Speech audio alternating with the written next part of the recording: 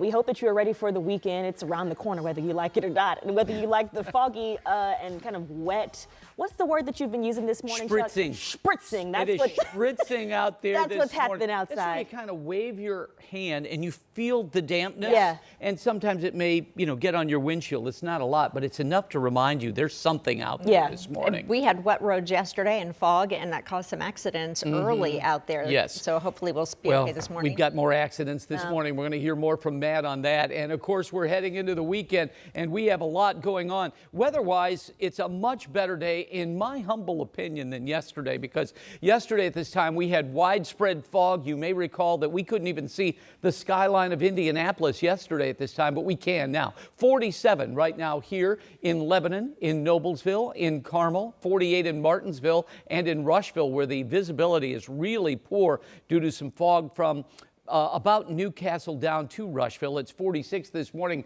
in Greencastle and also in West Lafayette. Now, this big area of low pressure is going to move off to the east. We're on the backside of that, which means it's going to be cloudy pretty much all day long today. Remember, our sunrise today at 7:30 this morning.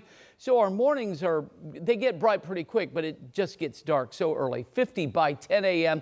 Tonight, sunset is at 5:29, and at that point, we'll be up to 53 degrees. Now, I'm going to talk about rain. I'm going to talk about the prospect for getting back into the 60s Sunday and a big drop-off with rain and snow at the end of next week. All of that in minutes, but as I mentioned, we've had some issues in traffic this morning. Good morning.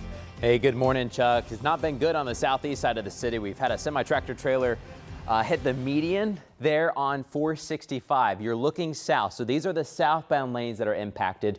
You're looking from Brookville Road headed to I-74. It is now a huge backup. Even Shaylin Avenue is starting to back up as well. Here's the actual accident itself. Not much progress has been made in order to alleviate traffic yet. We still have that semi-tractor trailer into the wall. Crews are responding for the driver and to help clean up this accident. That inside lane and the inside shoulder are closed, but folks are still able to squeeze by just at a very slow clip in the middle lane and that outside lane. But if you look closely, the roads are a little bit wet. We've had that mist that Chuck's been talking about, so we'll keep a close eye on traffic throughout the morning. We'll have another update here in about 10 minutes. Matt, thank you. And our top story here at 6:40 right now, a Metro police officer is recovering after being hit by a car during a police shooting. Now, this all happened in the drive-thru of a CVS pharmacy just north of downtown Indy. That's where Sia New Yorker is live with the latest on this police investigation. Good morning, Sia. Good morning, ladies. IMPD tells us that situation was tense and they all got into action when this took place. Now, just after 4 yesterday, police say officers came to this CVS at 16th and Meridian for a welfare check. Reports of an unresponsive person inside a car in this drive-thru. Now, when officers arrived, they say the man was unresponsive in this SUV until they woke him up. Now, at first, they say he was cooperating, but then things took a turn when he jumped back into the driver's seat. Police and eyewitnesses break it down. The officer near the driver's side of the car then grabbed the suspect's arm and told him to get out of the car. At that point, the suspect reversed the vehicle, pinning the officer between the vehicle and the wall, striking the officer with the driver's side door. I just came out of the drive-thru and was coming right here, and I just heard pop, pop, pop, pop, pop. And I was like, oh my gosh. IMPD says another officer fired his gun, striking the suspect in the arm. That officer that was hit and the suspect were taken to the hospital. Both are expected to be okay. IMPD says no other officers or people were hurt during that shooting.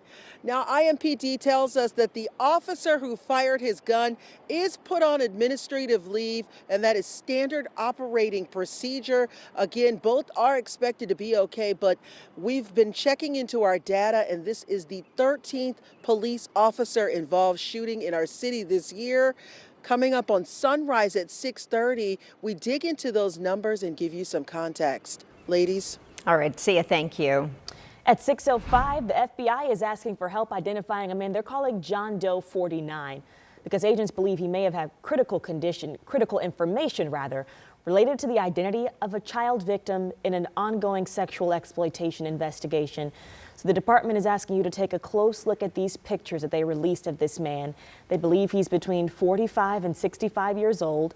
He's bald with a gray goatee, and he also has at least 5 tattoos. Those are pictures, and we've placed the description in those photos with this story to help identify him online at WTHR.com. Coming up on 6:06 this morning, a Marine veteran is starting a 5-year sentence in connection to a deadly crash that left a Fishers kindergarten teacher and her husband dead. It happened 2 years ago.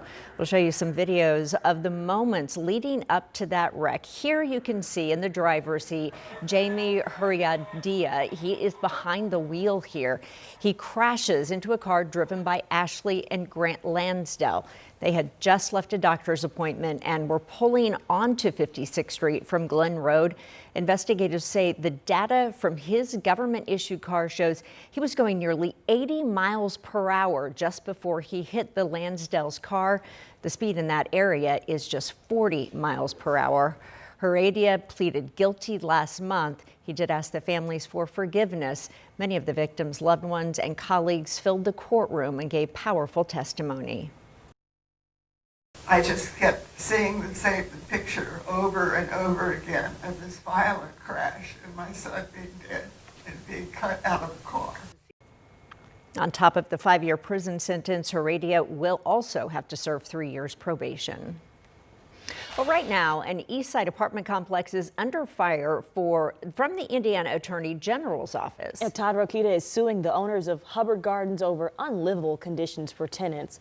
Residents of this complex tell 13 News there's mold, bugs, and sewage problems. They shared pictures with us, and they are unbelievable. You can see mold, sinks overflowing, dumpsters piled with trash into a parking lot.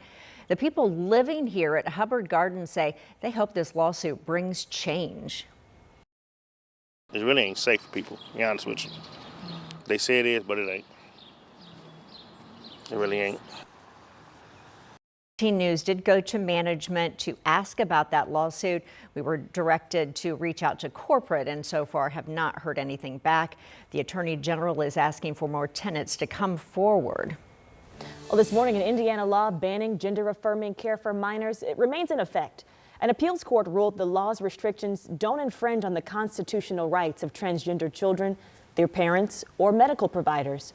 This follows a decision made by the court in February, allowing the law to take effect by removing a temporary injunction that initially blocked the law. Indiana's law was enacted last spring amid a national push by GOP-led legislatures to curb LGBTQ+ rights.